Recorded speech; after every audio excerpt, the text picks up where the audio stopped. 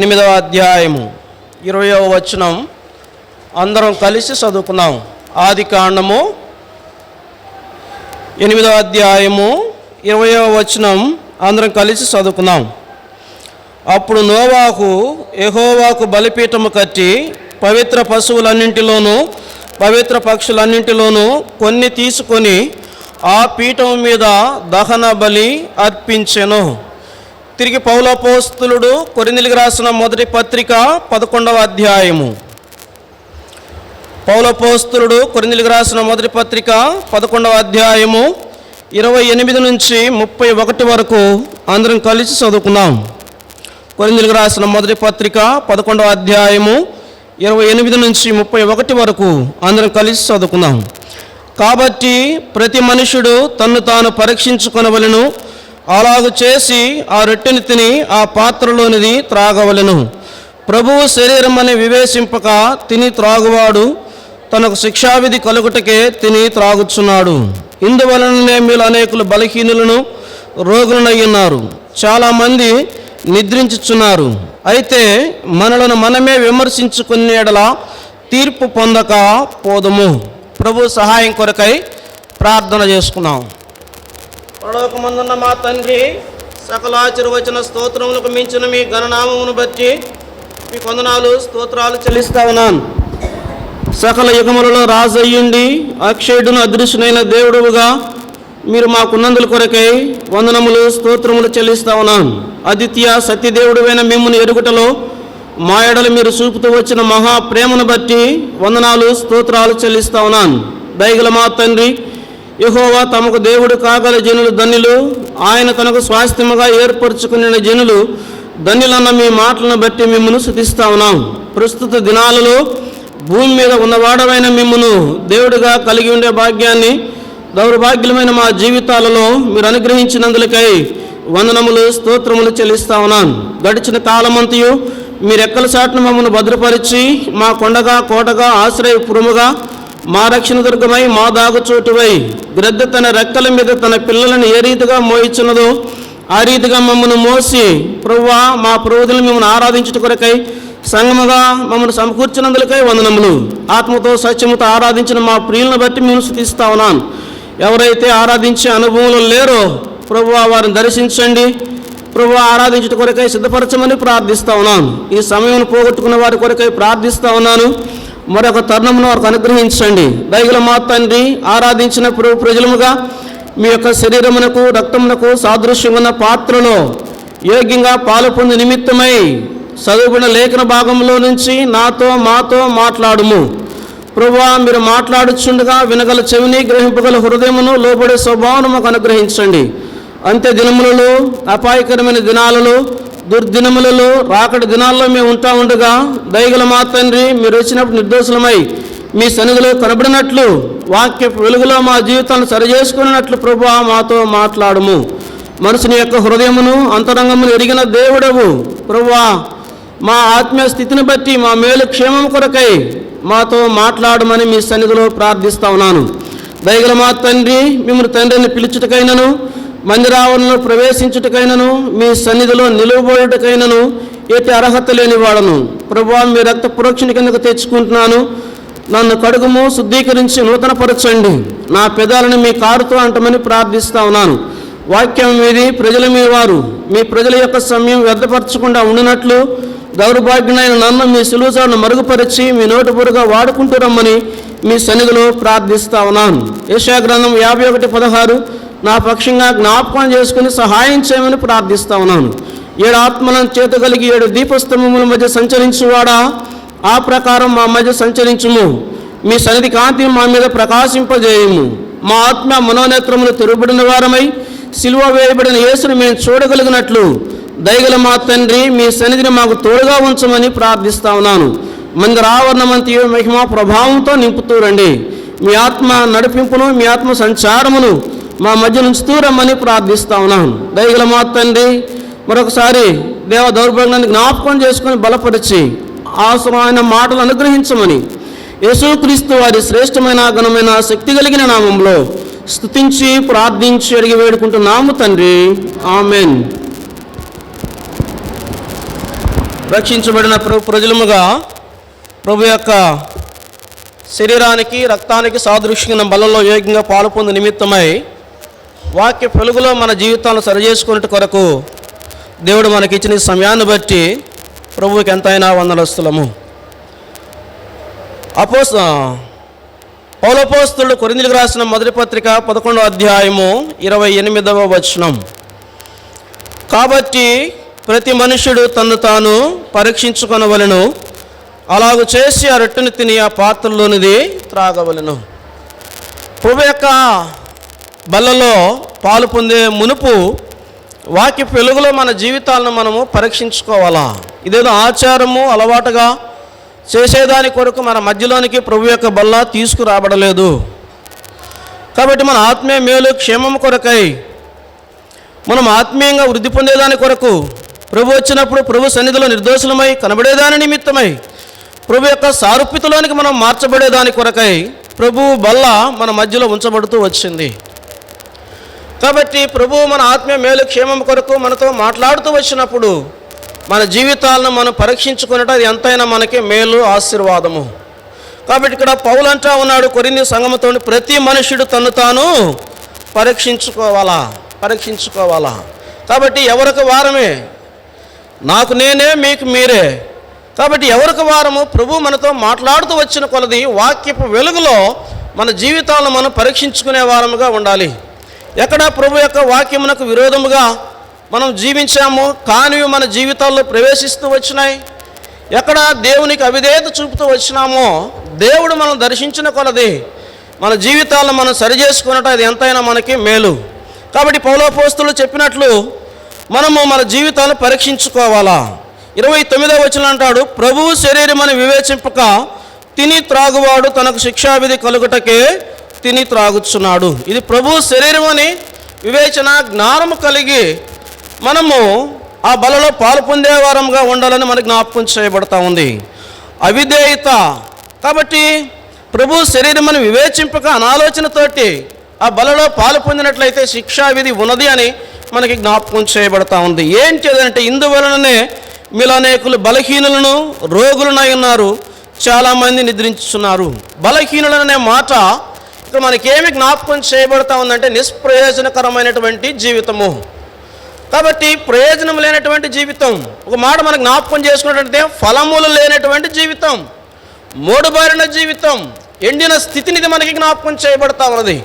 కాబట్టి బలహీనులు వారికి వారు ప్రయోజనకరమైన వారు కాదు, ప్రభు ఇంటికి ప్రయోజనకరమైన వారు కారు, తన ఇంటికి ప్రయోజనకరమైన వారు కారు, తన ఇరుగు పొరుగు వారికి వారు ప్రయోజనకరమైనటువంటి వారు కారు. కాబట్టి నిష్ప్రయోజనకరమైనటువంటి జీవితం. కాబట్టి అయోగ్యంగా ప్రభు బలిలో పాలు పొందడం వలన నిష్ప్రయోజకులు ఎవరికి ప్రయోజనకరమైన వారుగా ఉండరు అనే సంగతి మనకి ఇక్కడ జ్ఞాపకం చేయబడతా ఉన్నది. రెండవది అక్కడే మనకి జ్ఞాపకం చేయబడతా ఉన్నది రోగులనై ఉన్నారు. రోగులు అనే మాట ఇక్కడ ఏమి జ్ఞాపకం చేయబడతా ఉన్నదంటే ద్విమనస్సు, ద్వంద్వ మనస్సు, చంచల తత్వము. కాబట్టి ప్రియులారా, అయోగ్యంగా ప్రభువులలో పాలు పొందటం వలన చంచల తత్వం. కాబట్టి మనకు జ్ఞాపకం చేయబడతా ఉన్నది అస్థిరులు, సందేహము. కాబట్టి ఏది కూడా వారు స్థిరంగా చేయలేనటువంటి పరిస్థితులను వారు తీసుకురాబడతారు. మూడవ మాటగా జ్ఞాపకం చేయబడతా ఉన్నది చాలామంది నిద్రించుచున్నారు. నిద్ర ఇక్కడ ఏమి మనకి జ్ఞాపకం చేయబడతా ఉందంటే మరణాన్ని చూపిస్తూ ఉన్నది. కాబట్టి ప్రియులారా, ఇది ఆత్మీయంగా మనము చనిపోయిన స్థితిలోనికి వెళ్ళే ప్రమాదం ఉన్నదన్న సంగతి మనకి జ్ఞాపకం చేయబడతా ఉన్నది. అందుకే అంటాడు ప్రకటన గ్రంథము 3వ అధ్యాయంలో, నీవు జీవించుచున్నావన్న పేరు మాత్రం ఉన్నది కానీ నీవు మృతుడవే. మరణం ఇక్కడ ఏం మనకి జ్ఞాపకం చేయబడతా ఉన్నదంటే ఇది ఎడబాటు. దూరమైపోతాం, దేవునికి దూరమైపోతాం, దేవుని ఇంటికి దూరమైపోతాం, దేవుని ప్రజలకు దూరమైపోతాం, శాశ్వతంగా లోకములో కలిసిపోయే ప్రమాదం ఉన్నదన్న సంగతి ఇక్కడ మనకి జ్ఞాపకం చేయబడతా ఉన్నది. కాబట్టి ఇది ప్రభువు శరీరమని వివేచన కలిగి జ్ఞానము కలిగి యోగ్యంగా ప్రభు యొక్క బలలో మనం పాలు పొందేవారంగా ఉండాలన్న సంగతి మనకి జ్ఞాపకం చేయబడుతుంది. అయితే మనలను మనమే విమర్శించుకుని ఎడలా తీర్పు పొందక పోదుము. కాబట్టి వాక్య వెలుగులో మనలను మనం ఏం చేయాలంట? విమర్శించుకోవాలా, పరీక్షించుకోవాలా, పరిశీలన చేసుకోవాలా. అలాగ చేసి ప్రభు యొక్క బలలో మనం పాలు పొందేవారంగా ఉండాలన్న సంగతి మనకి జ్ఞాపకం చేయబడతా ఉంది. రండి, మనం చదువుకున్న లేఖన భాగము ఆదికాండము 8వ అధ్యాయము 20వ వచనం. ఆదికాండము. అప్పుడు నోవాహు యెహోవాకు బలిపీఠము కట్టి పవిత్ర పశువులన్నింటిలోనూ పవిత్ర పక్షులన్నింటిలోనూ కొన్నిటిని తీసుకుని ఆ పీఠము మీద దహన బలి అర్పించెను. కాబట్టి మనం చూస్తూ వచ్చినట్లయితే ఎప్పుడు నోవాహు దహన బలి అర్పించినాడు, ఎప్పుడు బలిపీఠము కట్టినాడు? అప్పుడనే మాట మనకి జ్ఞాపకం చేయబడతా ఉంది. ఎప్పుడు నోవాహు బలిపీఠము కట్టినాడు? ఎప్పుడు నోవాహు యెహోవాకు దహన బలి అర్పించినాడు? మనం చూస్తూ వచ్చినట్లయితే ఓడలో నుండి బయటికి వచ్చిన తర్వాత. కాబట్టి పిల్లారా మనకి జ్ఞాపకం చేయబడతా ఉంది, నోవాహు ఓడలో నుంచి వచ్చిన తర్వాత బలిపీఠము కట్టినాడు. కాబట్టి దైవ గ్రంథములో మొట్టమొదటిగా కట్టబడిన బలిపీఠం ఇదే. దైవ గ్రంథంలో మొట్టమొదటి బలిపీఠము కట్టినవాడు నోవాహు. అంత మాత్రమే కాదు, మనం చూస్తూ వచ్చినట్లయితే దేవుని యొక్క ఉగ్రతను గురించి దైవ గ్రంథంలో మొట్టమొదటిగా ప్రకటించిన వాడు కూడా నోవాహే. కాబట్టి పిల్లారంత మాత్రమే కాదు, మనం చూస్తూ వచ్చినట్లయితే కఠినమైన పని దేవుడు అప్పగించినప్పటికీ అవిధేయత చూపక దేవుడు అప్పగించిన పనిని సంపూర్తిగా నెరవేర్చిన వాడు నోవాహు. కాబట్టి దేవుడు నోవాహుకి ఇచ్చినటువంటి పని ఏంటి అని మనం చూస్తూ వచ్చినట్లయితే ఓడ నిర్మాణము. కాబట్టి దేవుడు నోవాహుతో చెప్తూ వచ్చినాడు, నీ కొరకు ఓడను చేసుకునము. చూస్తాం రండి, ఆదికాండము 6వ అధ్యాయము 14వ వచనం. శితిసారకపు మ్రానుతో నీ కొరకు ఓడను చేసుకొనుము, అరలు పెట్టి ఆ ఓడను చేసి లోపటను వెలుపటను దానికి కీలు పూయవలెను. కాబట్టి దేవుడు నోవాహుతో చెప్తున్నటువంటి మాట, నీ కొరకు ఓడను చేసుకో.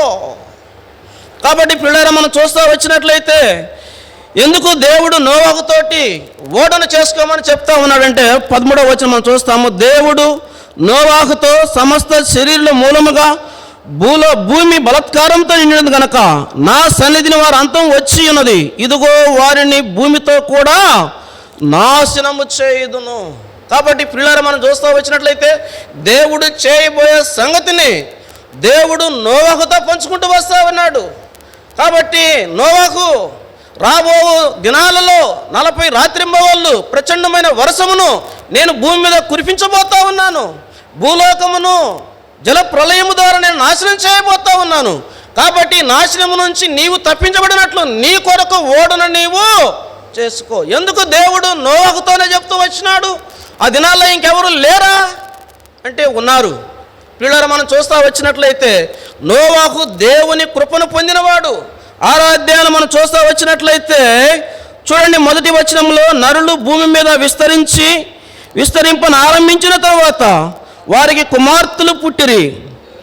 దేవుని కుమారులు నరులు కుమార్తెలను చక్కని వారిని చూచి వారందరిలో తమకు మనసు వచ్చిన స్త్రీలను వివాహము. కాబట్టి పిల్లరా మనం చూస్తూ వచ్చినట్లయితే ఇక్కడ ఏమి మనకి జ్ఞాపకం చేయబడతా ఉంది? భూమి మీద నరులు విస్తరింపనారంభించినప్పుడు ఏమైందంట? దేవుని కుమారులు నరుల కుమార్తెలు చేశారు. తర్వాత వారికి కుమార్తెలు పుట్టినారు. దేవుని కుమారులు నరుల కుమార్తెలను చూచి వారు చక్కని వారిని తలంచి వారికి మనస్సు వచ్చిన వారిని ఏం చేసినారంట? వివాహం చేసుకున్నారు. ఈ దినాల్లో కూడా అదే జరుగుతూ ఉంది. ఏంటిది? ప్రేమ వివాహాలు. తల్లిదండ్రులతో సంబంధం లేదు.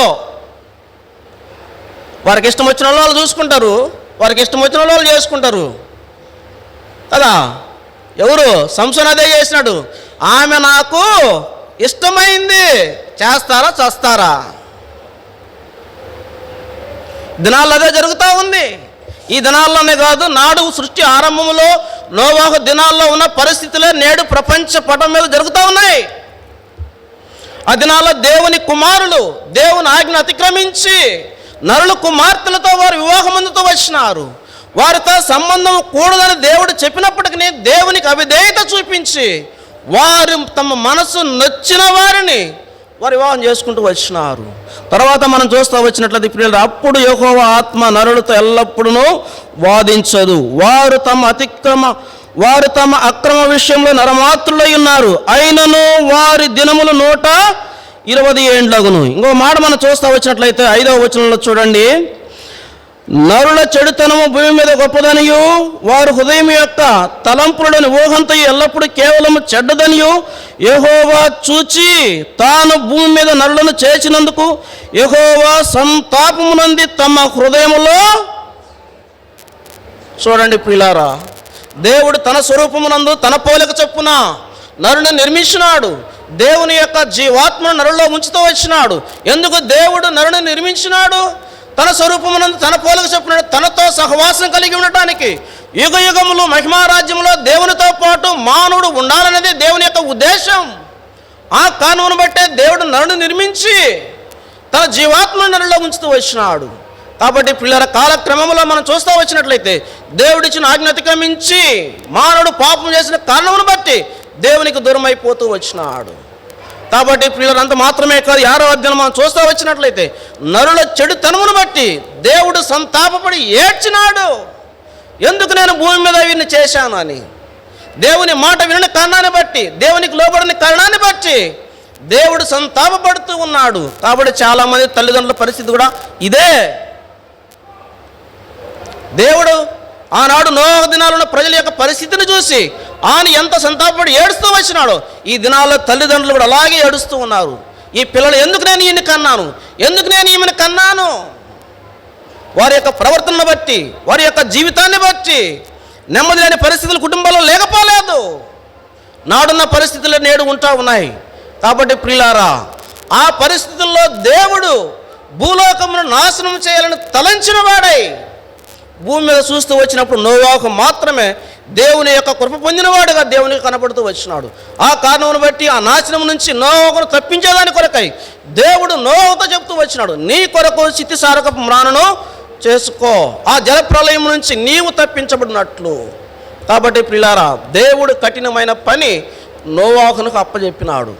ఎంతకాలము నోవాహు ఈ ఓడను నిర్మించాడని మనం చూస్తూ వచ్చినాడు, 120 సంవత్సరములు. కాబట్టి ప్రియులారా, ఎంత దీర్ఘకాలికమైన ప్రణాళికను దేవుడు నోవాహుకు ఎందుకు ఇచ్చినాడంటే ఏ ఒక్కరు కూడా నశించకూడదని దేవుడు ఉద్దేశించి ఇంత దీర్ఘకాలికమైన ప్రణాళికను నోవాహునకు దేవుడు ఇచ్చినాడు. ఆ నోవాహు ఈ 120 సంవత్సరములు దేవుడు తనకు అప్పగించిన పనిని ఎక్కడ కూడా నిర్లక్ష్యము చేయలేదు. దేవుడు అప్పగించిన పనిని తాను చేస్తూ ఉన్నాడు. అంత మాత్రమే కాదు, తన కొరకు తను పని చేసుకుంటూ ఉన్నాడు, కుటుంబమును పోషించుకుంటున్నాడు. 3వదిగా మనం చూస్తూ వచ్చినట్లయితే దేవుని యొక్క ఉగ్రతను గురించి నోవాహు ప్రకటన చేస్తూ వచ్చినాడు. కాబట్టి ఆ దినాల్లో నోవాహు దేవుని యొక్క ఉగ్రత గురించి ప్రకటన చేస్తూ ఉంటే ఆ దినాల్లో ఉన్నటువంటి ప్రజలు హేళన చేస్తూ వచ్చినారు, నవ్వుతూ వచ్చినారు, ఎగతాళి చేసినారు. మరి పిచ్చోడా, ఎక్కడ వర్షం అనేది ఆ దినాల్లో ఉన్న ప్రజలకు తెలియదు. ఆవిరి భూమి నుంచి లేచి పంటను తడపడం వలన అది ఫలాన్ని ఇచ్చేది. ఆ రీతిగా వారు పంటను సమకూర్చుకునేవారు. అది మాత్రమే వారికి తెలుసు, వర్షం అనేది వారికి తెలియదు. కాబట్టి నోవాహు చెప్తూ వచ్చిన ఈ మాటలు వారికి వింతగా ఉన్నాయి. దేవుడు చెప్పిన మాట నరునికి అలాగనే ఉంటా ఉన్నది. ఆ కారణాన్ని బట్టి వారు నమ్మలేదు, విశ్వసించలేదు, హేళన చేస్తూ వచ్చినారు. ఈ దినాల్లో మనం కూడా చూస్తూ వచ్చినట్లయితే సువార్త ప్రకటిస్తూ ఉంటే హేళన చేసేవారు లేకపోలేదు. కాబట్టి ప్రియులారా, ఆ దినాల్లో జరుగుతున్న పరిస్థితులు నేడు జరుగుతూ ఉన్నాయి. కాబట్టి ఆ రీతిగా వారు హేళన చేస్తున్నప్పటికీ నోవాహు ఎక్కడా కూడా అవిశ్వాసి కాలేదు. దేవుడు తనకు అప్పగించిన పని విషయంలో తన నమ్మకత్వాన్ని తను రుజుపరుచుకుంటూ ఉన్నాడు. ఎక్కడ కూడా అవిధేయత చూపక దేవుడు చెప్పిన ఆ పనిని తాను జరిగిస్తూ ఉన్నాడు. దేవుడు చెప్పిన సమయం రానే వచ్చింది. దేవుడు నోవాహుకు అప్పగించిన పనిని దేవుడు ఇచ్చిన నమూనాలోనే నోవాహు చేసినాడు. తన ఇష్ట ప్రకారం ఏది చేయలేదు.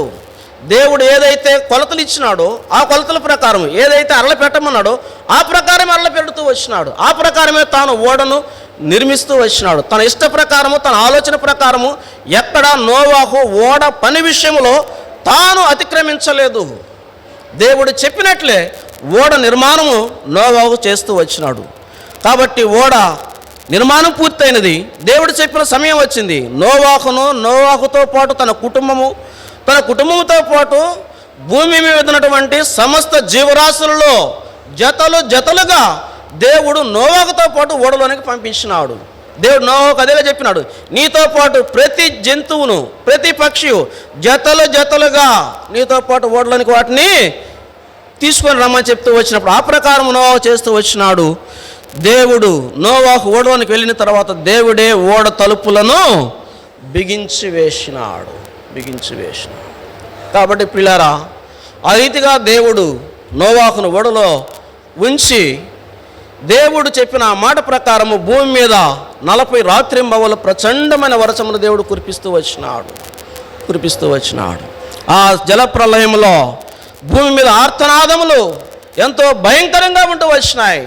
నోవా, నువ్వు చెప్పిన సంగతులు మేము నమ్మకపోతేమి, ఈ దినాల్లో ఈ పరిస్థితులు మాకు వస్తాయని మేము ఊహించలేదు. కాబట్టి నీ జీవితంలో ఊహించిన సంఘటనలు జరగబోతా ఉన్నాయి. దేవుని మాటకు నువ్వు అవిధేయత చూపుతూ వచ్చినప్పుడు ఆ పరిస్థితులను నువ్వు ఎదుర్కొనక తప్పదు. వాటి నుంచి నువ్వు బయటపడాలి అంటే దేవుని మాట వినాలి. ఆ దినాల్లో ఉన్నటువంటి ప్రజలు నోవా చెప్పిన మాట వినలేదు. దేవుని మాటకు అవిధేయత చూపించిన కారణమును బట్టి వారు ఆ భయంకరమైన పరిస్థితుల్లో వారు చిక్కుంటూ వచ్చినారు. కాబట్టి పిల్లారా, అలాంటి పరిస్థితుల నుంచి నీవు బయటపడాలి అంటే దేవుని మాట వినాలి. కాబట్టి ఆ పరిస్థితుల్లో ఎక్కడ నోవా జాలిపడి ఓడ తలుపులు తీస్తాడని దేవుడే ఓడ తలుపులు బిగించి వేసినాడు. నోవా తీయకుండా, బయట వారు తీసుకోకుండా, లోపలికి వెళ్లకుండా, లోపల వారు బయటికి రాకుండా. ఎందుకు దేవుడు ఈ రీతిగా చేసినాడంటే, ఈ తలుపు తీస్తే ఈ నీళ్ళంతా కూడా ఓడలోనికి లోడేమవుతుంది, మునిగిపోతుంది. ఓడలో ఉన్నవారు కూడా చనిపోతారు. కాబట్టి నోవా క్షేమము కొరకు దేవుడు ఆ రీతిగా చేస్తూ వచ్చినాడు. అయితే మనం చూస్తూ వచ్చినట్లయితే పిల్లరా, నోవా ఓడలో ఉన్నప్పుడు ఓడలో ఏం జరిగింది, ఓడ బయట ఏం జరిగింది, ఇది మన అంశం. కాబట్టి పిల్లలు మనం చూస్తూ వస్తుంది బలిపీఠము. మొట్టమొదటిగా నోవా కట్టిన ఈ బలిపీఠం ఏమి జ్ఞాపకం చేస్తూ ఉంది మనకంటే, చూడండి, నోవా అనుకుంటూ వచ్చినాడు, దేవుడు నన్ను మర్చిపోయాడని. ఎందుకు దేవుడు నన్ను మర్చిపోయాడని చెప్పి నోవా అనుకుంటూ వచ్చినాడు? ఓడలో ఉన్న పరిస్థితులు మనం చూస్తూ వచ్చి ఎంతో భయంకరంగా ఉంటూ ఉన్నాయి.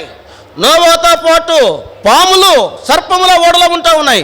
సర్పములు బుసలు కొడుతూ ఉంటే, కుక్కలు మరుగుతూ ఉంటే, సింహము గాండ్రిస్తూ ఉంటే, ఏనుగు గీంకరిస్తూ ఉంటే, ఈ పరిస్థితుల మధ్యలో ఓడలో ఉన్నటువంటి నోవాహు భీతిల్లిపోయినాడు. కాబట్టి ప్రియులారా, ఓడ ప్రభువును చూపిస్తూ ఉన్నది, ఓడ రక్షణను చూపిస్తూ ఉన్నది. ఓడలో ఉన్నంత మాత్రాన, ప్రభువులో ఉన్నంత మాత్రాన నీ జీవితము పూల పానుపు కాదు. ఇక్కడ మనం చూస్తూ వచ్చినట్లయితే నోవా యొక్క పునాదులు కదిలిపోతూ ఉన్నాయి. భయంకరమైన పరిస్థితులు ఓడలో ఉన్నాయి. ఆ పరిస్థితులన్నింటిని బట్టి ఓడ ప్రాణ భయం, నోవాకు ప్రాణ భయంతోటి భీతిల్లిపోతూ ఉన్నాడు. ఆ కారణమును బట్టి నోవా అనుకున్నాడు, దేవుడు నన్ను మర్చిపోయినాడు. మనం కూడా అనుకుంటూ ఉంటాం, మన కుటుంబంలో వచ్చిన పరిస్థితులను బట్టి, ఆర్థిక ఇబ్బందులను బట్టి, సమస్యలను బట్టి, బిడ్డలను బట్టి, భార్యను బట్టి, భర్తను బట్టి, నెమ్మది లేని పరిస్థితులు ఉన్న కారణమును బట్టి దేవుడు నన్ను మర్చిపోయాడు, దేవుడు నన్ను విడిచిపెట్టేశాడు. చాలా సందర్భాలు అనుకుంటాం. నేను కూడా అనుకున్నాను, నా జీవితం తలకిందులైపోయింది, ఇలాంటి పరిస్థితులు నా జీవితంలో వస్తాయని నేను కలలో కూడా ఊహించలేదు. అలాంటి పరిస్థితులు నేను అనుకున్నాను, దేవుడు నన్ను మర్చిపోయినాడు, దేవుడు నన్ను చెయ్యి విడిచాడు అనుకున్నాను. అయితే కృప కలిగిన దేవుడు, ఆయన మర్చిపోయేవాడు కాదు. అందుకే ఆదికాండం 8వ అధ్యాయం 1వ వచనం మనం జ్ఞాపకం చేసుకున్నట్లయితే చూడండి, ఆదికాండము 8వ అధ్యాయము 1వ వచనం. దేవుడు నోవాహును అతనితో కూడా ఓడలోనున్న సమస్త జంతువులను, సమస్త పశువులను జ్ఞాపకము చేసుకొనెను. కాబట్టి ప్రియులారా, దేవుడు మర్చిపోయేవాడు కాదు. జ్ఞాపకము చేసుకునేనంటే దేవుడు మర్చిపోయాడు అనేది కాదు. ఒక మాట మనం జ్ఞాపకం చేసుకున్నట్టు, ఆయన నోవా విషయంలో మర్చిపోలేదు. దేవుడు జ్ఞాపకం చేసుకున్నట్టు అంటే దేవుడు మన రక్షణ విషయంలో మహత్కరమైన కార్యములను జరిగించబోటకు ఆరంభించాడనేది జ్ఞాపకం చేస్తూ ఉన్నది. జ్ఞాపకం చేసుకున్నాడంటే మనకు దేవుడు ఒక అద్భుతమైన రక్షణ కార్యమును మన జీవితంలో జరిగించబోటకు ఆరంభించాడు అనేది జ్ఞాపకం చేస్తూ ఉన్నది. కాబట్టి ప్రియులారా, ఆయన మర్చిపోయే దేవుడు కాదు, జ్ఞాపకం చేసుకున్నాడు అనే సందర్భాలు దేవుడు దైవ గ్రంథంలో జ్ఞాపకం చేస్తూ వచ్చే కొన్ని సందర్భాలు మనం చూస్తాం. రండి, ఆదికాండము 19వ అధ్యాయం 29వ వచనం. ఆదికాండము 19:29. దేవుడు ఆ మైదానపు పట్టణములను పాడు చేసినప్పుడు దేవుడు అబ్రహామును జ్ఞాపకము చేసుకొని లోతు కాపురమున్న పట్టణమును నాశనము చేసినప్పుడు ఆ నాశనం మధ్యన లోతు నశించకుండా అతన్ని తప్పించెను. కాబట్టి దేవుడు అబ్రహామును జ్ఞాపకము చేసుకొనెను. దేవుడు అబ్రహామును జ్ఞాపకం చేసుకున్నాడు. ఎందుకు దేవుడు అబ్రహామును జ్ఞాపకం చేసుకున్నాడు? దేవుడు అబ్రహామును లోతు కొరకే జ్ఞాపకం చేసుకున్నాడు. దేవుడు సొదొమ గొమొర్రాలను నాశనం చేయక మునుపు ఆ సంగతిని అబ్రహామునకు చెప్పినాడు 18వ అధ్యాయంలో. అప్పుడు అబ్రహాము లోతు కుటుంబం కొరకై దేవుని సన్నిధిలో ప్రార్థన చేస్తూ వచ్చినాడు. అబ్రహాము చేసిన ఈ ప్రార్థన దేవుడు సొదొమ గొమొర్రాలను నాశనం చేస్తూ వచ్చినప్పుడు ఆ నాశనం మధ్యలో లోతు కుటుంబము నశించిపోకుండా ఉండినట్లు ఆ ప్రార్థనే దేవుడు అబ్రహామును జ్ఞాపకం చేసుకుని నాశనము నుంచి లోతును తప్పించేటట్లు చేస్తూ వచ్చింది. కాబట్టి ప్రియులారా, ఆయన మర్చిపోయే దేవుడు కాదు. దేవుడు అన్నాను జ్ఞాపకం చేసుకుంటూ వచ్చినాడు. సమూయేలుకు రాసిన మొదటి గ్రంథము 1వ అధ్యాయము 19వ వచనం మనం చూస్తూ వచ్చినట్లయితే దేవుడు హన్నాను జ్ఞాపకము చేసుకొనెను. కాబట్టి ప్రియులారా, ఆయన మర్చిపోయే దేవుడు కాదు. సంతానం కోసం ఏండ్ల నుంచి అన్న ఎదురు చూస్తూ ఉంది. నింద అవమానం తన మీద ఉంటా ఉన్నది. ఇలాంటి పరిస్థితుల్లో దేవుని సన్నిధిలో తాను చేసినటువంటి ప్రార్థన అంత మాత్రమే కాదు, ప్రాముఖ్యంగా తాను చేసిన ప్రార్థన కంటే అన్నా చేసుకున్న తీర్మానమును బట్టే దేవుడు అన్నాను జ్ఞాపకం చేసుకున్నాడు. కాబట్టి ప్రియులారా, దేవుని ఇంటి అక్కరను ఎరిగిన అన్న తాను తీర్మానం చేసుకుంది. ఆ తీర్మానమే దేవుడు తనను జ్ఞాపకం చేసుకోవడానికి కారణమవుతూ వచ్చింది. కాబట్టి దేవుడు అన్నాను జ్ఞాపకం చేసుకున్నాడు. ఆయన మర్చిపోయే దేవుడు కాదు. ఈ సంతానం లేదా, అనారోగ్యమా, ఆర్థిక ఇబ్బందులా, చింతించబోక, భయపడబాక, కృంగిపోబాక. ఆయన మర్చిపోయే దేవుడు కాదు.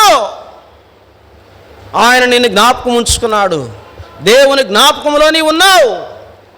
కాబట్టి ఆయన మర్చిపోయే దేవుడు కాదు. సియోను అనుకుంటామన్నదంట. చూడండి, యెషయా గ్రంథం 49వ అధ్యాయం 14వ వచనం. యెషయా గ్రంథం 40. అయితే సియోను యెహోవా నన్ను విడిచిపెట్టి ఉన్నాడు, ప్రభువు నన్ను మరిచి ఉన్నాడని అనుకొనుచున్నది. సియోను అనుకుంటామందండి ఏమని? యెహోవా నన్ను విడిచిపెట్టి ఉన్నాడు, ప్రభువు నన్ను మరిచి ఉన్నాడు. చాలా సందర్భాలలో మనం ఇలాగ అనుకుంటాం, ప్రభు నన్ను విడిచిపెట్టాడు, ప్రభు నన్ను మర్చిపోయాడు. కాబట్టి పరిస్థితులను బట్టి మనం ఇలాగ తలంచకూడదు. అయితే ఆయన మర్చిపోయే దేవుడు కాదు, ఆయన జ్ఞాపకం ఉంచుకున్నాడు. అక్కడ అంటాడు చూడండి 16వ వచనంలో, చూడుము 15 చదువమ్మా. స్త్రీ తన గర్భమున పుట్టిన బిడ్డను కరుణింపకుండా తన చంటి పిల్లను మరచున వారైనా మరచుదురు కానీ నేను నిన్ను మరువను. స్త్రీ తన చంటి పిల్లను మరిచిపోద్దంట. ఎప్పుడు మర్చిపోద్ది? ఎప్పుడు మర్చిపోతారు? ఎప్పుడు మర్చిపోతారమ్మా? మీకు తెలుసు కదా. ఎప్పుడు మర్చిపోతారు? ప్రసవ వేదన పడి బిడ్డను కన్న తర్వాత ఆ బిడ్డను చూచుకొని సంతోషంలో పురిటి నొప్పులన్నీ కూడా ఏమవుతుంది? మర్చిపోయి నాకు బిడ్డ పుట్టాడన్న ఆనందంలో ఏం చేస్తుందంటే ఆ బిడ్డను కూడా మర్చిపోయి నిద్రపోతుంది. అప్పుడు బిడ్డను మర్చిపోతుంది. అయితే దేవుడు అంటాడు, స్త్రీ తన గర్భమును పుట్టిన బిడ్డను మరచునా? మరవదు. వారైనా మరుస్తురు కానీ నేను నిన్ను మరువను అని మర్చిపోయే దేవుడు కాదు, విడిచిపెట్టే దేవుడు కాదు. నీవే స్థితిలో ఉన్నా కానీ, నీ పరిస్థితి ఏదైనా కానీ దేవుడు నిన్ను విడిచిపెట్టలేదు, విడిచిపెట్టేవాడు కాదు. ప్రభువు నిన్ను మర్చిపోలేదు. ఆయన నిన్ను జ్ఞాపకం ఉంచుకున్నాడు. నోవా అనుకుంటూ వచ్చినాడు పరిస్థితులను బట్టి. 1 సంవత్సరం 10 రోజులు నోవా ఓడలో ఉంటూ వచ్చినాడు. ఈ సంవత్సరం 10 రోజుల కాలంలో ఓడలో జరిగిన పరిస్థితులన్నింటిని బట్టి నోవా ఆలోచన విధానంలో మార్పు వచ్చింది. దేవుడు నన్ను మర్చిపోయాడు. మనం కూడా అనుకుంటా ఉన్న పరిస్థితులను బట్టి మర్చిపోయాడు, విడిచిపెట్టాడు. ఇంతకాలం నుంచి మందిరానికి పోతా ఉన్నాను, ఎందుకు నాకు ఈ పరిస్థితులు? ఇంతకాలం నుంచి నేను ప్రార్థన చేస్తూ ఉన్నాను, ఎందుకు నాకు ఈ ఇబ్బందులు? ఇంతకాలం నుంచి ప్రభువుని ఆరాధిస్తూ ఉన్నాను, ఎందుకు నాకు ఈ ఆరోగ్యము? కాబట్టి ప్రియులారా, ఆయన మర్చిపోయే దేవుడు కాదు. అందుకే ఇజ్రాయేలు అంటాడు కీర్తనల గ్రంథము 136:23. కీర్తనల గ్రంథం 136:23. మనము దీన దశలో ఉన్నప్పుడు యెహోవా మనలను జ్ఞాపకము చేసుకొనెను. మనం దీన దశలో ఉన్నప్పుడు ఆయన మనల్ని జ్ఞాపకం చేసుకొనెను. కాబట్టి పిల్లలు మనం చూస్తూ వచ్చినట్లయితే ఇజ్రాయేలీలు దీన దశ అంటే దిక్కుమాలిన దరిద్రత అని అర్థం. దిక్కుమాలిన స్థితిలో ఆదరించేవారు, పరామర్శించేవారు, పలకరించేవారు, పోషించేవారు ఎవరు లేరు. ఐగుప్తులో ఇజ్రాయేలు ఉన్నప్పుడు వాడి యొక్క శ్రమ, దుఃఖం, బాధ, కన్నీటిని బట్టి వారు ఎంతో వేదన చెందుతూ వచ్చినారు. ఆ పరిస్థితుల్లో వారు ఉన్నప్పుడు దేవుడు ఏం చేశాడంట? వారిని జ్ఞాపకం చేసుకున్నాడు. నిర్గమాకాండం 3:7-8 వచనాలు మనం చూస్తూ వచ్చినట్లయితే అక్కడ దేవుడు ఇజ్రాయేలు యొక్క పరిస్థితిని చూసి వారిని విడిపించడానికి దేవుడు ఏం చేశాడంట? భూమి మీదకి దిగి వచ్చినాడు. కాబట్టి ప్రియులారా, దేవుడు మర్చిపోయేవాడు కాదు, ఆయన విడిచిపెట్టేవాడు కాదు.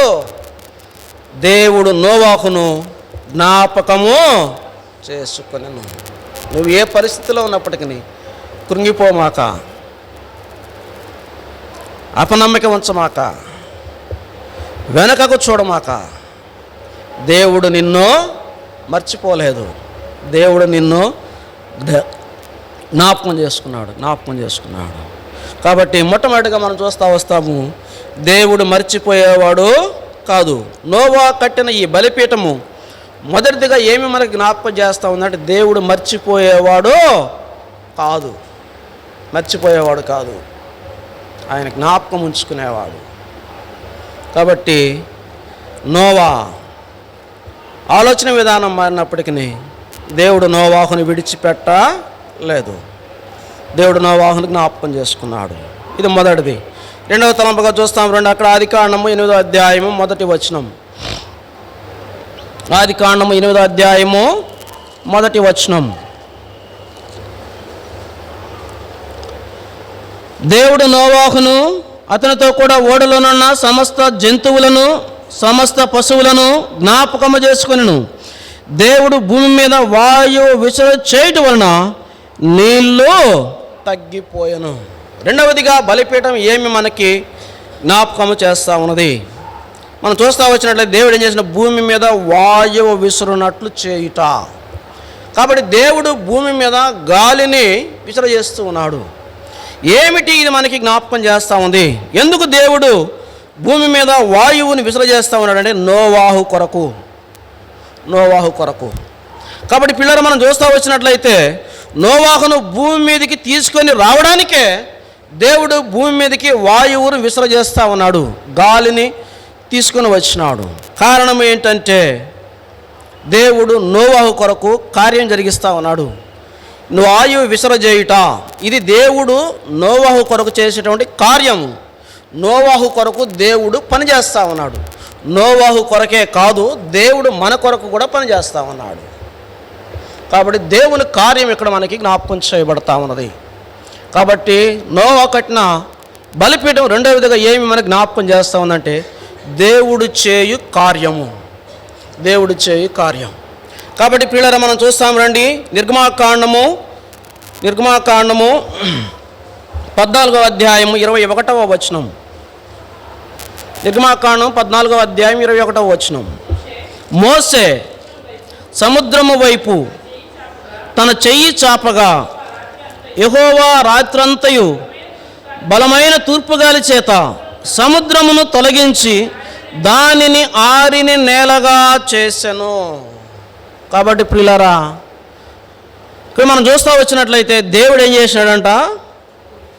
తూర్పుగాలి చేత సముద్రమును తొలగించి దానిని ఆరిన నేలగా చేసెను.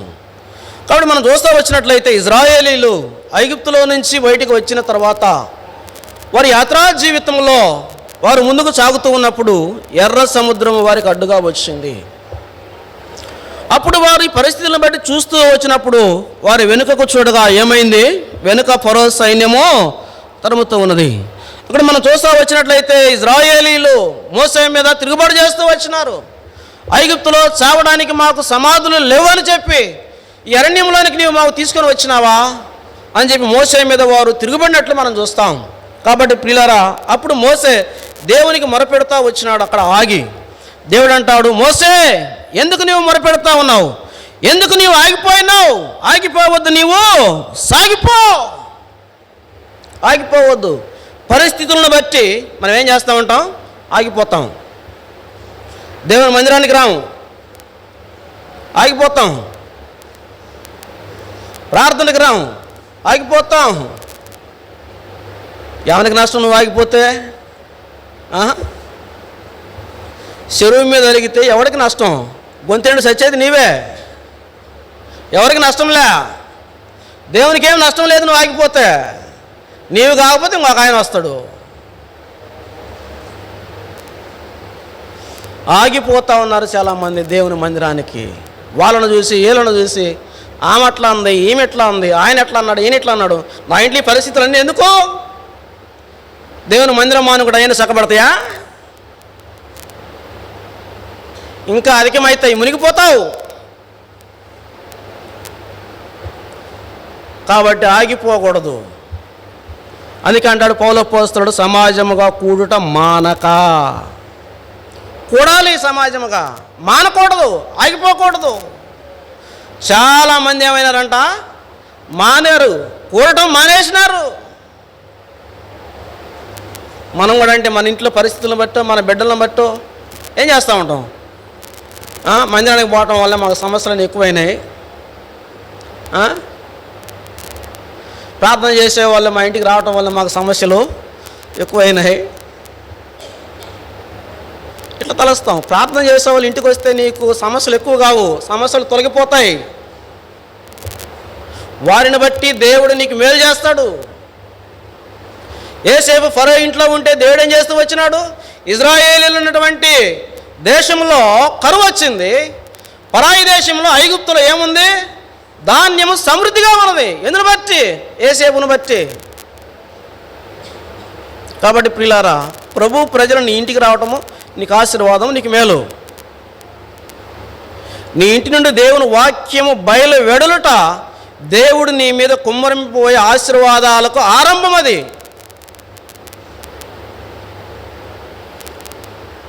ఈ ఆరంభాన్ని నీవు అనుభవించకుండా చేయనట్లు అపవాదం ఏం చేస్తే కొన్ని ఆటంకాల అభ్యంతరాలను తీసుకొని వస్తాడు. ఈ పరిస్థితులన్నీ బట్టి ఏమనుకుంటామంటే మా ఇంట్లో ప్రార్థన పెట్టడం వలన, ప్రార్థన చేసేవాళ్ళు మా ఇంటికి రావటం వలన, ఆమె రావటం వల్ల, ఏం రావటం వల్ల అందుకే మాకు ఈ సమస్యలు. అందుకు కాదు. ఎక్కడ దేవుడు తన కార్యమును చేయటానికి ఆరంభిస్తాడో అక్కడ అపవాది పనిచేస్తాడు. అయితే అక్కడ దేవుడు అద్భుతం చేయబోతున్నాడు గనకే అద్భుతం జరగకుండా ఉండినట్లే అపవాది ఆ కార్యం చేస్తాడు. ఆటంకాల అభ్యంతరాలు తీసుకుని వస్తాడు. ఈ పరిస్థితులను బట్టి దైవికమైన జ్ఞానము కలిగి నీవు ముందుకు సాగిపోవాలే కానీ ఆగిపోకూడదు. ప్రభు పని విషయంలో, పరిచర్య విషయంలో, మందిరానికి వచ్చే విషయంలో, సమాజంగా కూడే విషయంలో ఆగిపోకూడదు, సాగిపోవాలి. అదే చెప్పినాడు ప్రభు. వచ్చిన ఆటంకాన్ని బట్టి మోసే నువ్వు ఆగిపోవద్దు అన్నాడు. ఎందుకు మీరు నాకు మొరపెడతా ఉన్నావు? నువ్వు ఆగిపోవద్దు. కాబట్టి దేవుడు చేయబో కార్యము అక్కడ చెప్తూ వచ్చినాడు. కాబట్టి అప్పుడు చెప్పినాడు, మోసే చెప్పినాడు, మీరు మౌనంగా చూడండి. 13వ వచనం, నిర్గమాకాండం 14వ అధ్యాయము 13వ వచనం. అందుకు మోసే, భయపడకుడి, యెహోవా నేడు కలుగజేయ రక్షణను మీరు ఓరక నిలుచుండి చూడు. నువ్వేం చేయొద్దు, మౌనంగా ఉండు. ప్రభు అనుకుంటా ఉండు, ఆయన చేస్తాడు. యెహోవా జరిగించు ఈ గొప్ప రక్షణను, ఓరకే నిలుచుండి చూడు. మనం ఏం చేస్తాం? ఈ అదురులకి బెదురులకి ఏం చేస్తాం? బెదిరిపోతాం. పేతురు సముద్రం మీద నడిచిపోయేవాడు, ప్రభువుని చూస్తా ఉన్నాడు. నీవే అయితే వస్తానన్నాడు, పోవాలా? అటు ఇటు చూడాల్సిన పని ఏముంది? గాలి వీస్తూ ఉంది, గాలితో నీకేం పని? దాని బాట తీసుకుంటా ఉంటుంది. నువ్వేం చేయాలా? ప్రభువుని చూసి ప్రభు దగ్గరికి పోవాలా? ప్రభువు మీద నుంచి చూపును ఏం చేసినాడు, పక్కకు మలిచినాడు. వెంటనే ఏమైంది, మునిగిపోయినాడు. ఎప్పుడైతే ప్రభువు మీద నుంచి నీ దృష్టి పక్కకి మరలుతుందో నువ్వేం చేస్తావు, జారిపోతావు, మునిగిపోయే పరిస్థితుల్లో. కాబట్టి ప్రియులారా మనం చూస్తాము. కాబట్టి యెహోవా జరిగించి ఈ గొప్ప కార్యం మీరు ఓరక నిలుచుండి చూడు. కాబట్టి ఎలాంటి గొప్ప కార్యం చేసినాడు ఇజ్రాయేల్ పక్షంగా దేవుడు చూస్తే రండి 28వ వచనం. సరే, సముద్రము ఆరిన నేలగా అయింది. ఇజ్రాయేలు సముద్రంలో నడిచిపోతూ ఉన్నారు. నడిచిపోతే ఐగుప్తులు కూడా ఏం చేస్తున్నారు చూడండి 26వ వచనం. అంతలో యెహోవా మోషేతో ఐగుప్తులు మీ మీదికి వారి రథముల మీదికిని వారి రౌతుల మీదికి తిరిగి నీళ్లు వచ్చినట్లు సముద్రం మీద నీ చెయ్యి చాపుమనెను. వారిని వెంబడిస్తూ వచ్చినారు, వారు సాగిపోతూ ఉన్నారు. ఇజ్రాయేలు సముద్రము దాటి ఒడ్డుకు వచ్చినారు, ఐగుప్తీయులు సముద్రము మధ్యలో ఉన్నారు. అప్పుడు దేవుడు మోషేతో చెప్తూ వచ్చినాడు, నీ చెయ్యిని తిరిగి సముద్రం వైపు చాపు. దేవుడు ఏం చేస్తూ వచ్చినాడు 28వ వచనం మనం చూస్తూ వచ్చినట్లయితే, నీళ్లు తిరిగి వచ్చి ఆ రథములను రౌతులను వారి వెనక సముద్రంలోనికి వచ్చిన ఫరో యొక్క సర్వసేనను కప్పివేసెను, వారిలో ఒక్కడైనను మిగిలి ఉండలేదు. కాబట్టి పిల్లలు ఎలాంటి కార్యం దేవుడు చేస్తూ వచ్చినాడు చూస్తే ఇక్కడ చూడండి 31వ వచనం. యెహోవా ఐగుప్తీయులకు చేసిన గొప్ప కార్యమును ఇజ్రాయేలీయులు చూచిరి. వారి కన్నులతో వారే సముద్రం ఒడ్డున నిలిచి ఐగుప్తీయులకు దేవుడు చేసిన గొప్ప కార్యం కన్నులారా చూస్తూ వచ్చినారు. కాబట్టి ప్రియులారా, శత్రువు మనల్ని తరుగుతున్నప్పటికీ, పరిస్థితులు మనల్ని వెంటాడుతూ ఉన్నప్పటికీ, దేవుని వైపు మనం చూస్తూ వచ్చినప్పుడు దేవుడు ఏం చేస్తాడు, ఇజ్రాయేలీలకు ఏ రీతిగా అయితే ఐగుప్తుల చేతుల నుంచి గొప్ప రక్షణ కలుగు చేస్తూ వచ్చినాడో ఆ రీతిగానే ప్రతి పరిస్థితిలో కూడా నీకు ఏం చేస్తాడంటే ఆయన విజయం అనుగ్రహించేవాడుగా ఉంటాడు, నీకు రక్షణను అనుగ్రహించేవాడుగా ఉంటాడు. కాబట్టి ప్రియులారా, నోవా కట్టిన బలిపీఠం రెండోది ఏం జ్ఞాపకం చేస్తూ ఉందంటే దేవుడు చేయు కార్యము. శోషాన కోటలో ఉన్నటువంటి యూదుల మీదకి మరణ శాసనము తీసుకురాబడుతూ వచ్చింది. ఆ సందర్భంలో మొర్దెకై రాజంతఃపురంలో ఉన్నటువంటి ఎస్తేరునకు వర్తమానం పంపిస్తాడు. ఈ సమయమును బట్టి నువ్వు రాజ్యమునకు వచ్చావేమో, జ్ఞాపకం చేసుకో ఎస్తేరు అని చెప్పి ఒక మాట అంటాడు. చూడండి ఎస్తేరు గ్రంథము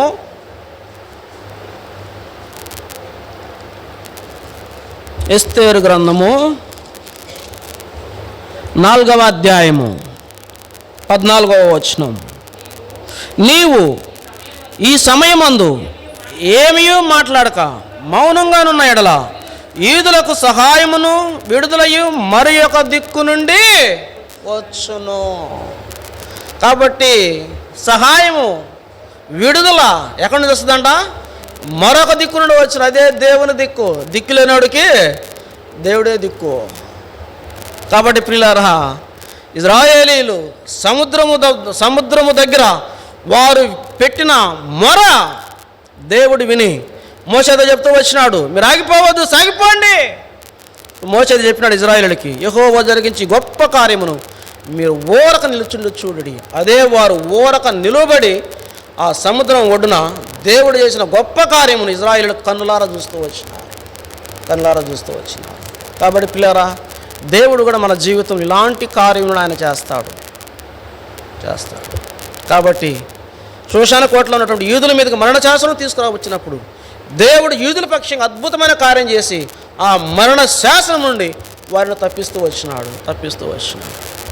కాబట్టి ప్రియులారా, దేవుని కార్యము ఆయన తన ప్రజల పక్షంగా నిరంతరం ఆయన చేయువాడు. కాబట్టి నోవా కట్టిన ఈ బలిపీఠము రెండవదిగా ఏమి మనకు జ్ఞాపకం చేస్తూ ఉందంటే దేవుడు చేయు కార్యం. ఇది రెండవది. మూడవదిగా చూస్తాం రండి, ఆది కాండము 8వ అధ్యాయము 3వ వచనం. ఆది కాండం 8వ అధ్యాయము. అప్పుడు నీళ్లు భూమి మీద నుండి క్రమక్రమముగా తీసిపోవచ్చుండెను. చాలు. కాబట్టి మూడవదిగా నోవా కట్టిన ఈ బలిపీఠము ఏంటి మనకి జ్ఞాపకం చేస్తాను. ఇక్కడ మనం చూస్తా వచ్చినట్లయితే అప్పుడు నీళ్లు భూమి మీద నుండి క్రమక్రమముగా తీసిపోవచ్చుండెను. క్రమక్రమము ఇది దేవుని పద్ధతి. మూడవదిగా బలిపీఠము ఏమి మనకు జ్ఞాపకం చేస్తూ ఉందంటే దేవుని పద్ధతిని జ్ఞాపకం చేస్తూ ఉన్నది. ఆదికాండము 26వ అధ్యాయము 13వ వచనం. ఆదికాండం 26వ అధ్యాయము 13వ వచనం. అతడు మిక్కిలి గొప్పవాడగ వరకు క్రమక్రమముగా అభివృద్ధి పొందుచూ వచ్చెను. ఎవరిది? మనం చూస్తూ వచ్చినట్లయితే ఈ మొదటి 3 వచనాలు మనకు జ్ఞాపకం చేయబడుతుంది. ఇస్సాకు దినాలలో కరువు వచ్చింది.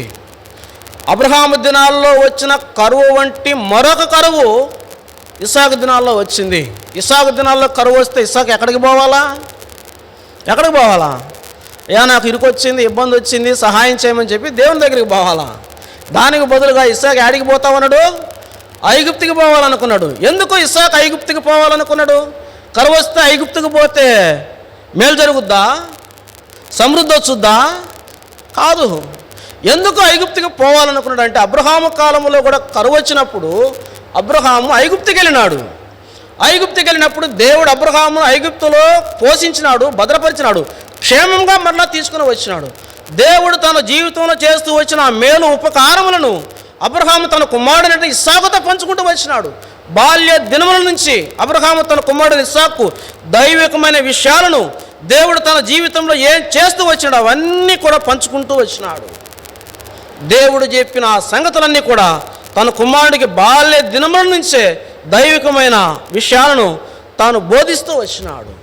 ఆ కారణమును బట్టే ఇస్సాకు ఏమనుకున్నాడంటే నా తండ్రి దినాల్లో కరువు వస్తే ఐగుప్తుకి వెళితే నా తండ్రిని దేవుడు కాపాడాడు, పోషించాడు, క్షేమంగా మరలా తీసుకొని వచ్చినాడు. కాబట్టి నా దినాల్లో కరువు వచ్చింది కాబట్టి నేను కూడా ఐగుప్తునికి వెళ్తాను.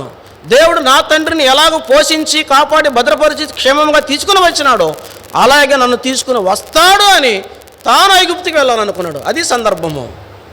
అయితే దేవుడు ఇస్సాకుని ఐగుప్తులోనికి వెళ్ళనీయలేదు.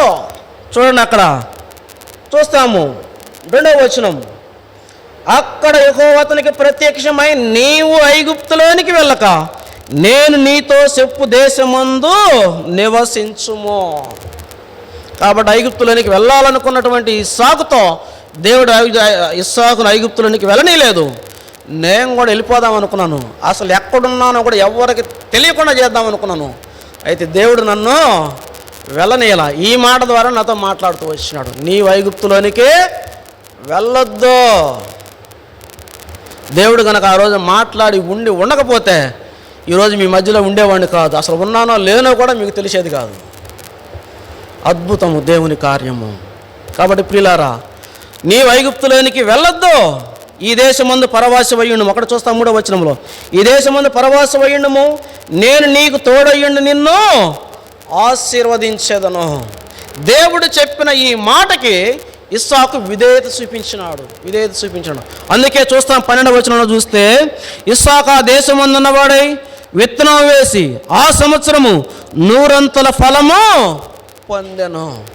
దేవుని మాట విన్న కారణమును బట్టి ఇస్సాకు ఐగుప్తులోనికి వెళ్ళక ఆ దేశమందు నివసించి ఏం చేసినాడంట? ఆ సంవత్సరం విత్తనం వేసి 100 ఫలం పొందినాడు. దేవుని మాట విన్న కారణమును బట్టి ఇస్సాకు వేసిన ఏ విత్తనం కూడా నిష్ఫలము కాలేదు.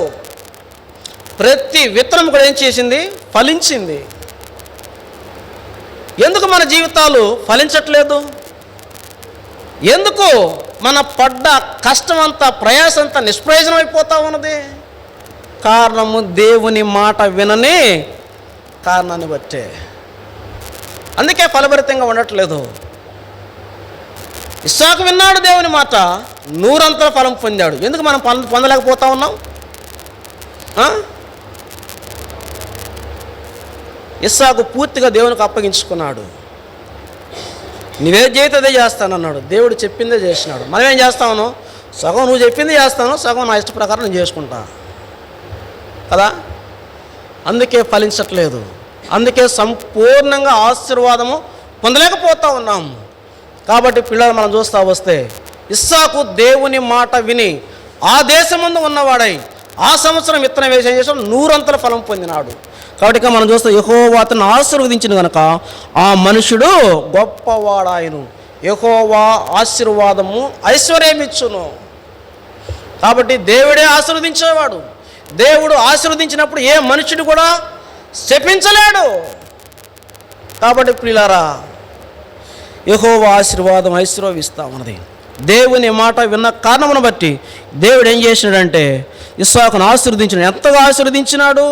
అతడు మిక్కిలి గొప్పవాడకు వరకు క్రమక్రమముగా. ఒక్కసారే దేవుడు ఇస్సాకుని ఉన్నతమైన స్థితిలోనే తీసుకొని రాలేదు.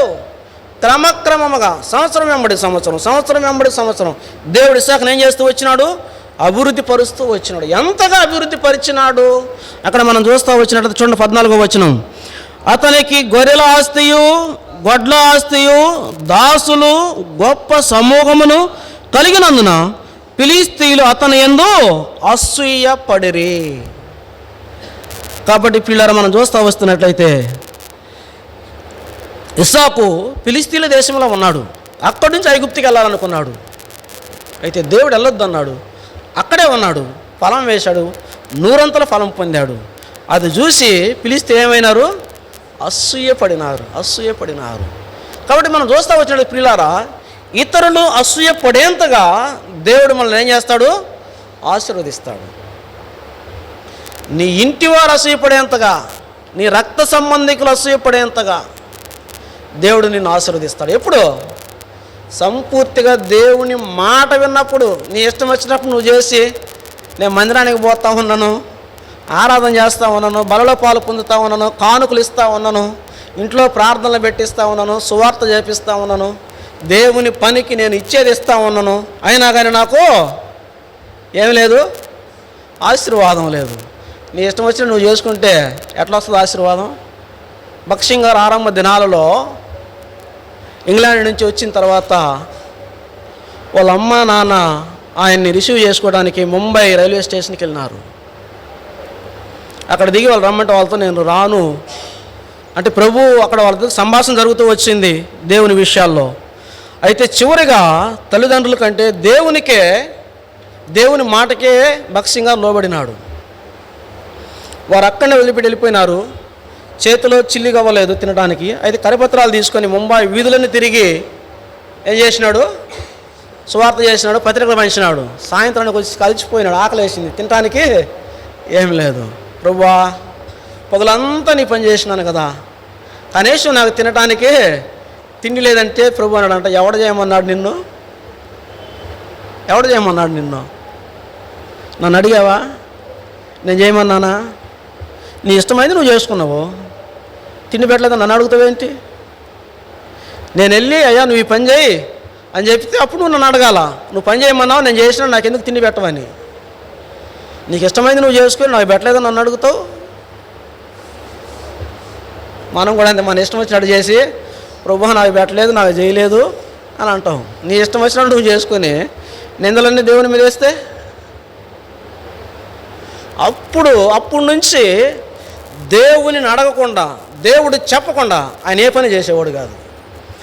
ఆయన పరిచర్య ఆరంభము నుంచి బక్సింగ్ గారు తిరిగి పరిచర్య చేసేంత వరకు కూడా, ఆయన పడకలోకి వెళ్ళేంత వరకు, ఆయన గడ్డం చేయించుకోవాలన్నా కానీ దేవుడు చెప్పకుండా గడ్డం చేయించుకునేవాడు కాదు. ప్రార్థన చేస్తూ ఉంటే ఒకసారి గడ్డం చేసుకోవడానికి అనుమతి ఇవ్వలేదు దేవుడు, పెరిగిపోతా ఉన్నది. ఒకసారి ప్రార్థన చేస్తూ ఉంటే పలానా వీధిలోకి వెళ్ళు, పలానా షాపులోకి వెళ్ళు అని చెప్పి ప్రభు ఆ వీధి ఆ షాప్ పేరు చెబితే అప్పుడు ఆ వీధిలో గుండా ఆ షాపుకి వెళ్ళి గడ్డం చేసుకుని అక్కడ సువార్త చెబితే అతను మారు మనసు పొంది దేవుని సేవకు సమర్పించుకున్నాడు. అయ్యి దేవుని కార్యాలు. దేవుడు చెప్పింది నువ్వు చేస్తే అప్పుడు దేవుడు నీ జీవితం అద్భుతం చేస్తాడు. నీ ఇష్టం వచ్చిన నువ్వు చేసుకుని నాకు చేయలేదు, నాకు పెట్టలేదంటే ఎవడు పెడతాడు, ఎవడు చేస్తాడు? కాబట్టి పిల్లలు మనం చూస్తూ వచ్చినట్లయితే ఇస్సాకే గనక దేవుని మాట విని ఉండకపోతే ఈ పరిస్థితి ఇంతగా దేవుడు ఇస్సాకును ఆశీర్వదించేవాడు కాదు. కాబట్టి పిల్లరా, క్రమక్రమం అనేది ఇది దైవ పద్ధతి. నోవా కట్టిన ఈ బలిపీఠం 3వదికి ఏమి మనకి జ్ఞాపకం చేస్తూ ఉందంటే దేవుని క్రమము. దైవ క్రమములోనే దేవుణ్ణి సేవించాలి, దేవుని పని చేయాలి. అంతేగా మనం ఇష్టం వచ్చేటట్టు మనం చేస్తే అది అవ్వదు. దేవుడు ఆశీర్వదించాడు. కాబట్టి ప్రియులారా, ఒక మాట మనకు జ్ఞాపకం చేసుకుంటే క్రమక్రమముగా ఎందుకు ఒకసారే అభివృద్ధి చేయొచ్చు కదా, ఎందుకు క్రమక్రమముగా చూస్తాం రండి. ద్వితీయోపదేశకాండం 7వ అధ్యాయము 22వ వచనం. ద్వితీయోపదేశకాండము 7వ అధ్యాయము 22వ వచనం. నీ దేవుడైన యెహోవా నీ ఎదుట నుండి క్రమక్రమముగా ఈ జనములను తొలగించును. అడవి మృగములు విస్తరించి నీకు బాధకములుగా నుండవచ్చును గనుక వారిని ఒక్కమారే నీవు నాశనము చేయ తగదు, అది నీకు క్షేమకరము కాదు. ఎందుకు దేవుడు ఒకసారే కాకుండా క్రమక్రమంగా చేస్తున్నాడు? అది క్షేమము. క్రమక్రమంగా చేయటం అనేది, ఒకసారే చేయటం అనేది క్షేమము కాదు. దానివల్ల ఇబ్బందులు ఉన్నాయి. ఆ ఇబ్బందులు, ఆ ఇరుకులు, ఆ నష్టం నీవు పొందకూడదనే దేవుడు క్రమక్రమముగా ఏం చేస్తాడంట? అభివృద్ధి పరుస్తాడు. కాబట్టి ఇది సందర్భం మనకు జ్ఞాపకం చేసుకుంటే, ఇశ్రాయేలీయులకు దేవుడు వాగ్దానం చేసిన కనానులో 6 జాతుల వారు ఉన్నారు. వారిని దేవుడు ఒక్కసారి వెళ్ళగొట్టలేదు. ఎందుకు? ఒక్కసారి వాళ్ళందరూ వెళ్ళిపోయినా అనుకో, వీరే ఉంటారు. అప్పుడు ఏమవుతుంది? అడవి మృగములన్నీ విస్తరించి వారిని ఏం చేస్తాయి? చంపేస్తాయి. ఆ నష్టం జరగకూడదనే దేవుడు ఏం చేస్తాడు? క్రమక్రమముగా ఆ జాతుల వారిని కనానులో నుంచి, వారి ఎదుటి నుంచి ఆయన వెళ్ళగొడతా ఉన్నాడు. కాబట్టి ఏది మేలో ఏది క్షేమమో దేవునికి తెలుసు మన విషయంలో. అందుకే దేవుడు ప్రతిదీ కూడా దైవ పద్ధతిని అనుసరించి, దైవ క్రమాన్ని అనుసరించి మన జీవితంలో ఆయన జరిగించేవాడుగా ఉంటాడు. కాబట్టి ప్రియులారా, నోవా కట్టిన బలిపీఠం 3వదిగా ఏమి మనకు జ్ఞాపకం చేస్తూ ఉందంటే క్రమము, దైవ పద్ధతి. ఒక మాట చూసుకొని మనము బలలో ప్రవేశించేవారుగా ఉంటాం. 4వదిగా చూస్తాం రండి. ఆదికాండము 8వ అధ్యాయము 4వ వచనం. ఆదికాండము 8వ అధ్యాయము 4వ వచనం. 7వ నెల 17వ దినమున ఓడ అరారాతు కొండల మీద నిలిచెను. కాబట్టి పిల్లలు మనం చూస్తూ వస్తే 4వదిగా ఈ బలిపీఠము మనకు జ్ఞాపకం చేయబడుతున్న మాట నిలిచి ఉండుట. కాబట్టి ఓడ అరారాతు కొండలపై నిలిచెను. ఎలాగ నిలిచింది? నీళ్లపైన స్థిరముగా ఒక చోట ఉంది. అది నీరు అంతగా ప్రబలినప్పటికీ ఓడ ఏం కాలేదు, అటు ఇటు కదలలేదు, స్థిరంగా ఉంది. కాబట్టి పిల్లలు మనం చూస్తూ వచ్చినట్లయితే 7 సంపూర్ణతను చూపిస్తూ ఉన్నది, 10 పరీక్షను చూపుతూ ఉంది. అందుకే అంటాడు ప్రకటన గ్రంథం 2వ అధ్యాయము 10వ వచనం మనం చూస్తూ వచ్చినట్లయితే, ప్రకటన గ్రంథము 2వ అధ్యాయము 10వ వచనం. ఇదిగో మీరు శోధింపబడినట్లు అపవాది మీలో కొందరిని చెరలో వేయింపబోచున్నాడు. 10 దినములు శ్రమ కలుగును, మరణం వరకు నమ్మకంగా ఉండము, నేను నీకు జీవ కిరీటం ఇచ్చేదను. 10 దినములు శ్రమ కలుగును, అయినను మరణం వరకు నమ్మకంగా ఉండము, నేను నీకు ఏమిస్తాను? జీవ కిరీటం ఇస్తాను. కాబట్టి పరీక్షా కాలములో, శ్రమల కాలములో మనం ఏం కావాలంట? స్థిరంగా ఉండాలి. విశ్వాసములో స్థిరంగా ఉండాలి. మన నమ్మకత్వాన్ని మనము కలిగి ఉండాలి. కాబట్టి అదే ఇక్కడ మనకి జ్ఞాపకం చేయబడతా ఉంది. స్థిరముగా నిలిచియును. పరీక్షా కాలంలో నమ్మకత్వాన్ని మనము కలిగిన వారముగా ఉండాలి. కాబట్టి ప్రియులారా, పరీక్షా కాలంలో మనం నమ్మకత్వాన్ని ఏం చేస్తాము? కోల్పోతాం. పరీక్షించబడినప్పుడు నమ్మకత్వాన్ని పోగొట్టుకొని మనం నష్టపోయే వారంగా ఉంటాం. కాబట్టి ప్రియులారా, మనం చూస్తాము పరీక్షా కాలంలో మనం నమ్మకత్వాన్ని పోగొట్టుకోకూడదు. కాబట్టి మనం చూస్తూ వచ్చినట్లయితే యవనస్తులు దానియేలు గ్రంథం 1వ అధ్యాయంలో మనం చూస్తూ వచ్చినట్లయితే బబులోను మహాసామ్రాజ్యానికి చెరగా తీసుకురాబడినటువంటి యవనస్తులు, వారికి భోజనము సిద్ధపరచబడింది. ఏమి భోజనం అది? రాజు భుజించు భోజనము. కాబట్టి ఆ భోజనం వారి యొద్దకు తీసుకురాబడినప్పుడు దానియేలు ఏం చేసినాడంటే రాజు భుజించు భోజనము భుజించి తన్ను అపవిత్రపరచుకొనకూడదని దానియేలు ఉద్దేశించి. కాబట్టి అపవిత్రపరచుకొనకూడదు. కాబట్టి ఎందుకు రాజు అపవిత్రమైనది తింటాడంటే ఆ భోజనంలో కొన్ని అపవిత్రమైనవి ఉంటాయి, బలులు అర్పించినవి ఉంటాయి, అవి ప్రజలు ముట్టకూడదు, అది అపవిత్రమైనది. విగ్రహారాధనకి విగ్రహాలకు అర్పించినవి రాజు భుజించు భోజనంలో ఉంటాయి. అంత మాత్రమే కాదు, అది ద్రాక్షారసము ఒక మాట మనం చూస్తూ వచ్చినట్లయితే వాళ్ళు పానం చేసే పానము కూడా అపవిత్రమైనవి ఉంటాయి. కాబట్టి అవి భుజించి ఆ పానము చేసి తన్ను అపవిత్రపరచుకొనకూడదని దానియేలు ఉద్దేశించి. వీళ్ళు ఎవరు? ఒక మనిషి ఒక తీర్మానం చేసుకొని ఆ తీర్మానం మీద నిలిచున్నాడు. తనకు తాను స్వతంత్రుడైతేనే ఆ తీర్మానం మీద, తను చేసుకున్న తీర్మానం మీద నిలిచి ఉండగలడు. తను స్వతంత్రుడు కానప్పుడు ఆ తీర్మానం మీద తాను నిలిచి ఉండడం చాలా కష్టం. ఇక్కడ మనం చూస్తూ వచ్చేట్లేదు, దానియేలు స్వతంత్రుడు కాదు, బబులోనికి బానిసలుగా తీసుకురాబడిన వారు, చెరగా తీసుకురాబడినటువంటి యవనస్తులు. అయితే పిల్లలు మనం చూస్తూ వచ్చినట్లయితే అక్కడ దానియేలు అంటాడు, చూడండి, మాకు రాజు భుజించు భోజనము వద్దు, మాకేం కావాలా, ఆకుకూరలు పప్పు ధాన్యాలు చాలు అని చెప్తే ఆ అధిపతితోనే వాడు కాదు అంటాడు. అప్పుడు వారు అధిపతితో చెప్తా వస్తారు. చూడండి 12వ వచనం, భోజనమునకు శాఖ ధాన్యాదులను పానమునకు నీళ్లును నీ దాసులకు మాకిప్పించి దయచేసి 10 దినముల వరకు మా అమ్మును పరీక్షింపుము. పిమ్మట మా ముఖములను రాజు నియమించిన భోజనము భుజించిన బాలుర ముఖములను చూచి నీకు తోచినట్లుగా నీ దాసులమైన మా ఎడల జరిగింపు. కాబట్టి ఆ అధికారి కూడా వీరి మాటకి సమ్మతించినాడు. ఎందుకు అధికారి వీరి మాటకి సమ్మతించినాడంటే దేవుడే అధికారికి వీరి మీద దయ పుట్టించినాడు. కారణం ఏంటంటే దేవుని కొరకు తమను అపవిత్రపరచుకోనకూడదని వారు తీర్మానం చేసుకున్నారు. ఆ తీర్మానమే వారికి, ఆ అధిపతికి వీరి మీద దయ పుట్టేటట్లు చేస్తూ వచ్చింది.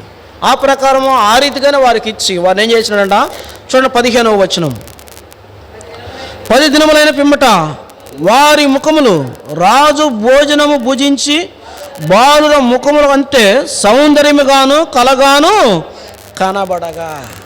కాబట్టి ప్రియులారా చూస్తాము, దేవుని కొరకు వారు నిలిచి ఉన్న కారణమును బట్టి రాజు భోజనం భుజించిన బాలుర ముఖముల కంటే వీరి ముఖములు ప్రకాశవంతంగా ఉన్నాయి. కాబట్టి పిల్లలు ప్రాముఖ్యంగా ప్రభువు కొరకు మనం చేసుకున్న తీర్మానమే మన ఆత్మీయ జీవితమును నిర్దేశిస్తుంది. కాబట్టి మన తీర్మానము స్థిరంగా ఉండాలి. పరీక్షా సమయంలో తీర్మానము స్థిరంగా ఉండాలి. కాబట్టి ఈ నమ్మకత్వాన్ని కోల్పోకూడదు ప్రభువు విషయంలో. కాబట్టి పిల్లరా 10 ఇక్కడ ఏమి మనకు జ్ఞాపకం చేయబడతా ఉందంటే పరీక్షా కాలంలో నమ్మకత్వాన్ని చూపిస్తూ ఉన్నది. కాబట్టి 4వదిగా ఈ బలిపీఠము పరీక్షా సమయంలో నిలిచి ఉండుట, నమ్మకత్వాన్ని కాపాడుకునుట. కాబట్టి యాగం ఉంది మన ఆత్మీయ జీవితము.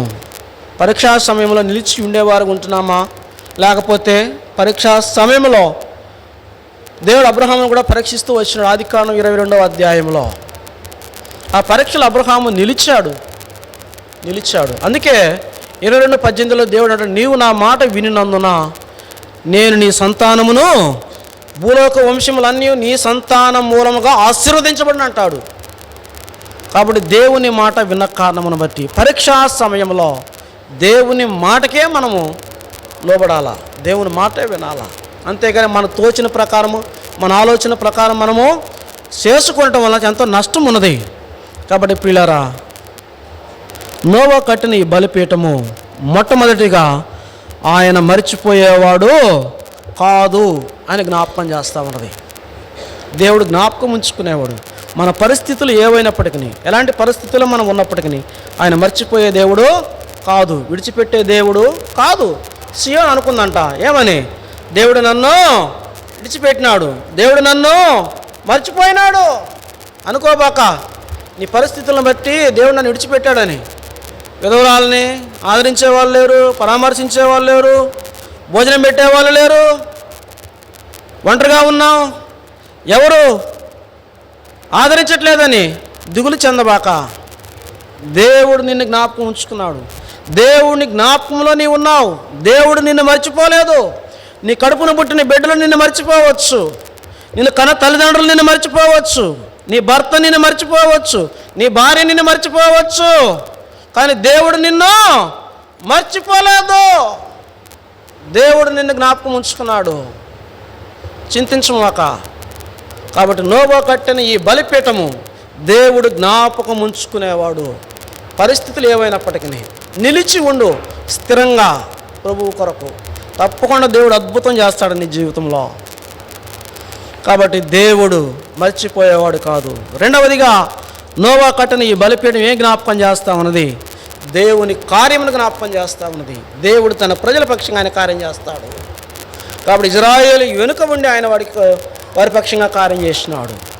కాబట్టి మోరియా దేశంలో ఇస్సాకును బలి అర్పించేటప్పుడు బలిపీఠం వద్ద అబ్రహాము కత్తి ఎత్తినప్పుడు దేవుడు అబ్రహాముతో మాట్లాడుతూ వచ్చినాడు. అబ్రహామా, ఆ చిన్నవాడిని ఏమీ చేయకము, నీ వెనుక తట్టు గొర్రెపిల్ల ఉన్నది, పొదలలో కొమ్మలు తగులుకున్న ఆ గొర్రెపిల్లను తీసుకొచ్చి బలిపీఠం మీద అర్పించమన్నాడు. ఆ గొర్రెపిల్లే ప్రభువైన యేసుక్రీస్తు వారు.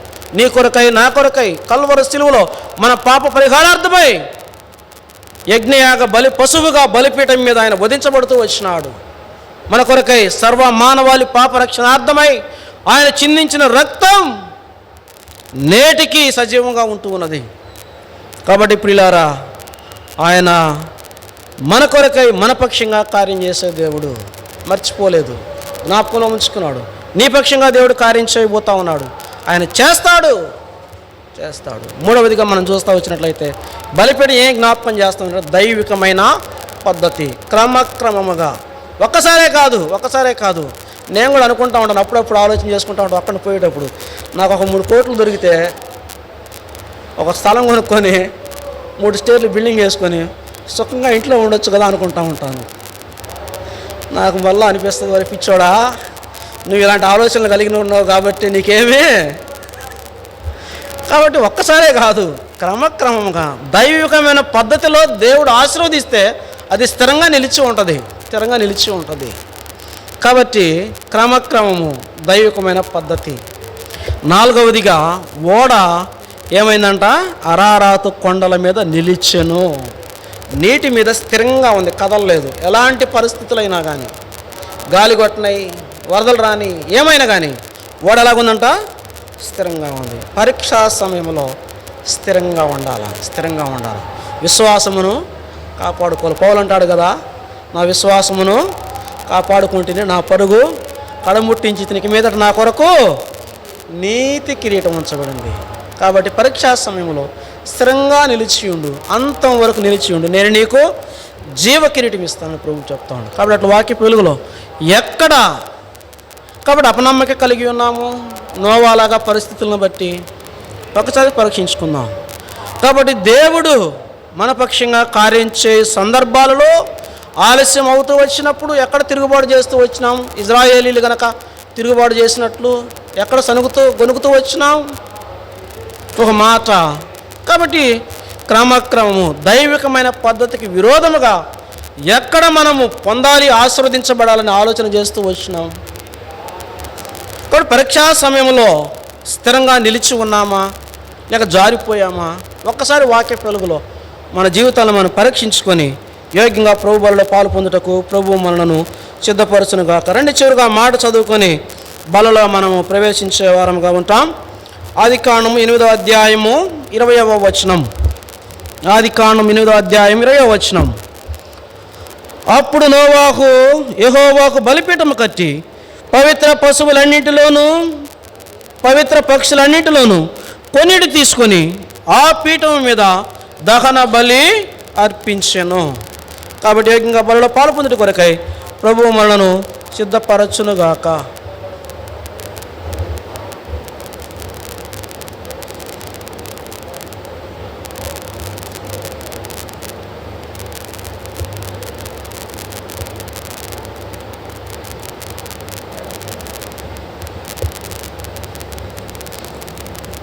ప్రార్థన చేసుకుందాం.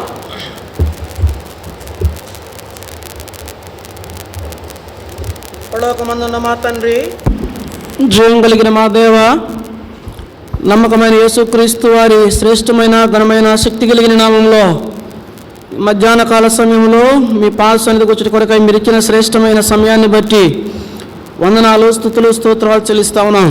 దయగల మా తండ్రి, గడిచిన కాలమంతా మీరు ఎక్కల చాటున మమ్మల్ని భద్రపరిచి మా ప్రయోజనం మిమ్మల్ని ఆరాధించట్లో మీరు చూపుతూ వచ్చిన మీ దయని బట్టి వందనాలు, స్తోత్రాలు. ప్రభువా, మీ శరీరమునకు రక్తమునకు సాదృశ్యమైన పాతలో పాలు పొంది నిమిత్తమై వాక్య పెలుగులో మా జీవితాన్ని పరీక్షించుకున్నట్లు ఆదికాండము 8వ అధ్యాయము 20వ వచనములను జ్ఞాపకం చేసుకొని దేవా, మీరు మాతో మాట్లాడుతూ